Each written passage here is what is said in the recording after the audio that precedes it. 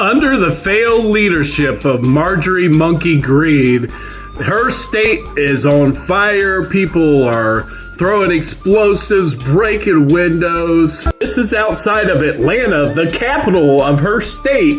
You would think she would be doing something to help the situation. She could have easily prevented it. I'll tell you how in a little bit. But instead, she's just, oh, Antifa, BLM are terrorists, insurrectionists. This has been going on for years now. All she can do is still troll and try to put this in the same category as the Capitol. What election is going on? Are they submitting fake electors and trying to steal our democracy while they're doing this too, Marjorie?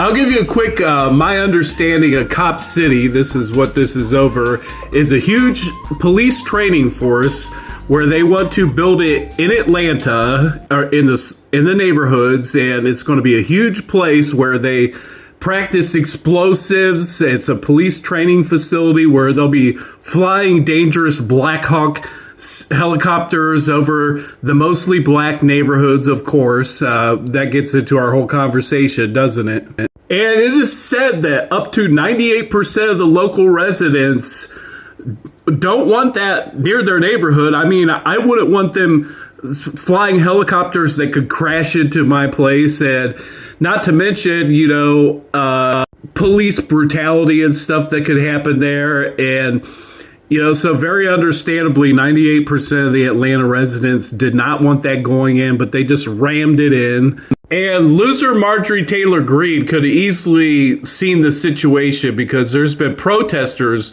there for weeks trying to stop it for all the obvious reasons I just stated. She could have easily stepped in and stopped it, but we know she doesn't represent all of her state.